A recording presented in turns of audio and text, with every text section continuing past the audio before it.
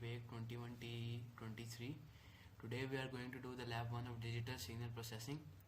In this lab we have total of 16 tasks. So we will start with the task 1, which is in the context of digital signal processing, elucidate the assent and indices encapsulated within the term digital. So answer for that is in digital signal processing, digital refers to the representation of signal using discrete values achieved through sampling and quantization. Digital signals are encoded in binary and processed using algorithms offering advantages such as accuracy, precision, flexibility, and programmability compared to analog processing. The essence lies in the conversion of continuous analog signal into discrete form for efficient manipulation and analysis of the signal. Moving on to the task 2, which is explain how does the choice between linear search and binary search in DSP applications illustrate the relationship between digital data and sorting, and what are the implications for data processing efficiency. The choice between linear search and binary search in DSP illustrate the relationship between data organizations and search efficiency. Binary search is efficient for sorted data due to its logarithmic time complexity, while search is simpler but less efficient for large data sets. The decision depends on the nature of the data and the frequency of search operation in DSP. The task 3 is in the domain of digital data. What strategies and techniques can be employed to enhance data transmission efficiency? So the answer for that is compression, error detection, data rate optimization, modulation techniques, multiple access schemes, duplexing techniques can be used to enhance data transmission efficiency. Moving on to the task 4, इसमें हमें ये sinusoidal signal जो है plot करने के लिए कहा गया है, जिसकी फ्रीक्वेंसी 1 हर्ट्ज है और टाइम जो 0 से 1 सेकंड्स तक वेरी कर रहा है with time difference of 0.01 seconds. इसको हम प्लॉट करेंगे तो हमारे पास कुछ आउटपुट इस तरह की आ जाएगी, एक साइनोसाइडल वेव आ जाएगी हमारे पास. नेक्स्ट टास्क में जो है सेम हमने साइनोसाइडल वेव प्लॉट करनी है, जस्ट हमने इसमें लेबलिंग कर लिया है और एक्स और वाई एक्सिस को हमने डिफाइन कर लिया है.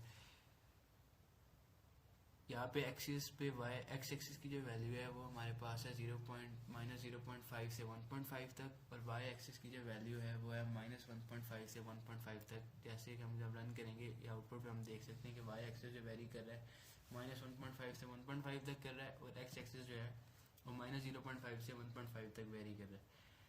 नेक्स्ट टास्क में जो है हमें 2 सिग्नल्स दे दिए गए हैं प्लॉट करने के लिए विद डिफरेंट फ्रीक्वेंसी. सिग्नल्स जो है वो सेम है, जस्ट फ्रीक्वेंसी डिफरेंट है इनमें. टाइम हमारे पास है 0 से 10 seconds with time difference of 0.01 seconds का.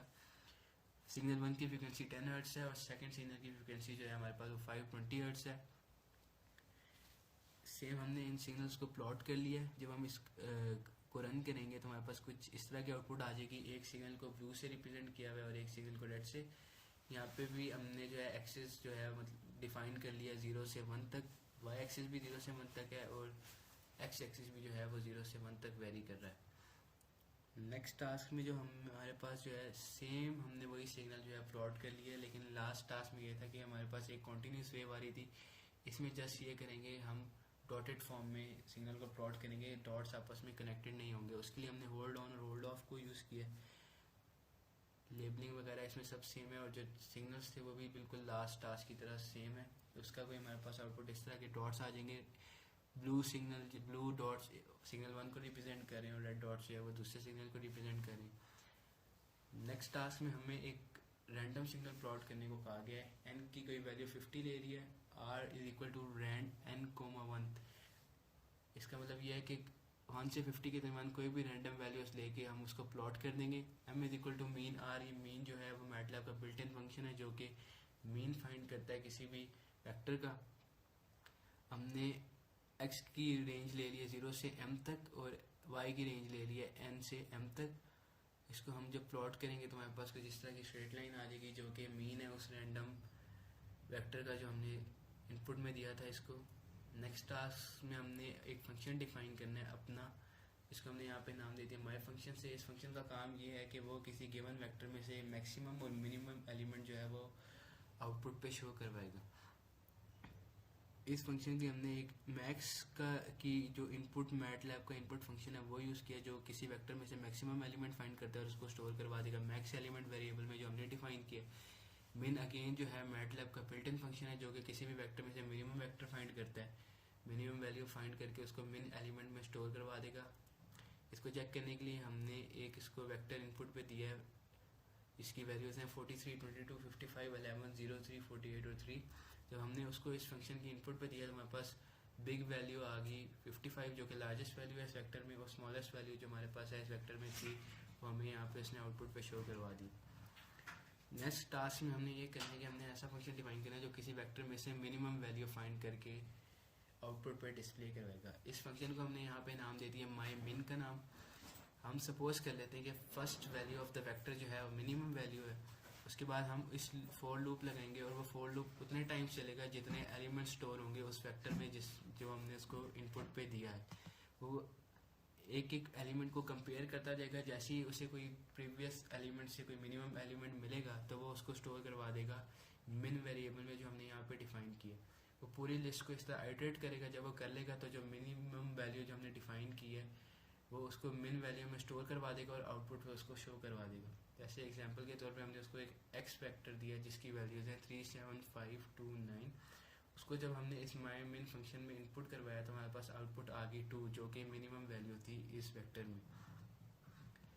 नेक्स्ट टास्क में हम जा रहे हैं, तो उस टास्क में हमने ये करना है कि एक फंक्शन ऐसा बनाना है जो मैक्सिमम वैल्यू आउटपुट पे शो करवाए। लास्ट टास्क में हमने किया था कि मिनिमम वैल्यू शो करवानी थी, इसमें जो है वो मैक्सिमम वैल्यू शो करवाएगा।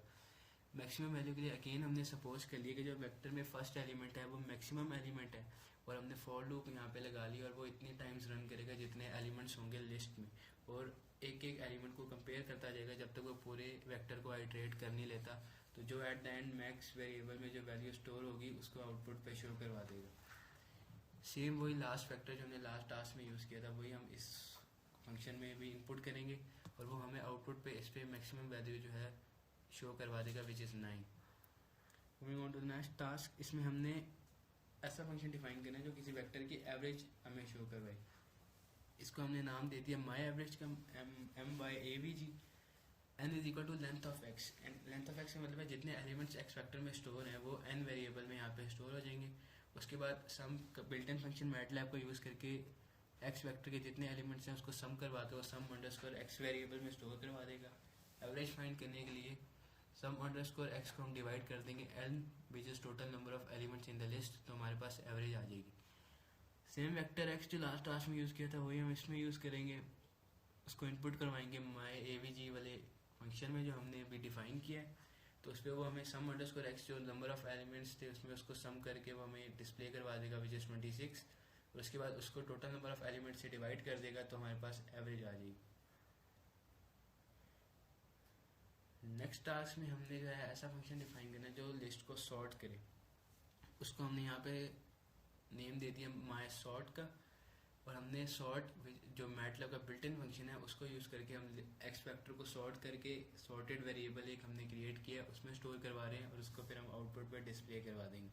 सेम वही एक्स वेक्टर यूज़ कर लिया है जिसकी वैल्यूज है 3, 7, 5, 2, 9। तो ये सॉर्ट का जो मैटलैब का बिल्ट इन फंक्शन है वो सेंडिंग ऑर्डर में जो है इस वेक्टर को जो है सॉर्ट कर देगा और उसकी आउटपुट आ जाएगी हमारे पास कुछ इस तरह से 2, 3, 5, 7, 9।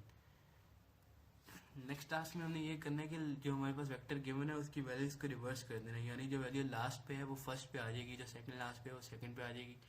इसके लिए हमने रिवर्स का वेरिएबल एक डिफाइन किया है which is equal to x which is the given which will be the vector which user give the input. उसके बाद हमने एंड :(1):1। ये क्या कर रहा है कि रिकर्सिवली जो वैल्यू लास्ट पे है उसको फ्रंट पे लेके आता जा रहा है और वैल्यूज को रिवर्स करता जा रहा है। इसको चेक करने के लिए हमने एक एक्स वेक्टर इसको इनपुट दिया है इस फंक्शन में, और वो क्या कर रहा है कि जो लास्ट वैल्यू है उसको फर्स्ट पे लेके जा रहा है। जिस तरह यहाँ पे लास्ट वैल्यू 9 थी तो आउटपुट पे वो हमें फर्स्ट पे शो हो रही है, यहाँ पे सेकंड लास्ट वैल्यू 2 थी तो आउटपुट में वो हमें सेकंड नंबर पे शो हो रही है। इस तरह वो लिस्ट को जो है रिवर्स कर रहा है। नेक्स्ट टास्क में हमने ये किया कि दो डिफरेंट सिग्नल्स को एक ही ग्राफ के अंदर दो डिफरेंट प्लॉट्स में जो है डिस्प्ले करवा दिया। जिस तरह हमने टास्क 2 में ये किया था कि दो जो हमारे पास सिग्नल थे उनको सेम ही उसमें प्लॉट में जो थे दो ग्राफ से, एक को रेड से रिप्रेजेंट किया था और एक को ब्लू से। इसमें हम क्या करें कि एक ही ग्राफ को दो पार्ट्स में डिवाइड करके दो डिफरेंट ग्राफ्स को डिफरेंटली हम प्लॉट करें, ना कि उनको एक ही ग्राफ में प्लॉट करें। उसके लिए सब प्लॉट की कमांड यूज़ होती है। इसमें जो लास्ट वैल्यू है जैसे 1, 2, 1, वो ये कह रहा है कि जो फर्स्ट कॉलम में जो है वो एक्स को प्लॉट कर रहा है और इसी के जो सेकंड कॉलम में है वो y को प्लॉट कर रहा है।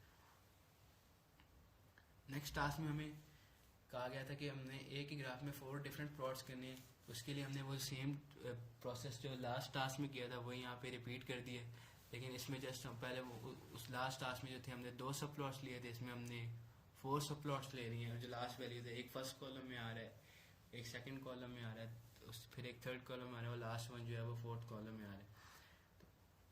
So all the tasks are completed. Thank you for watching.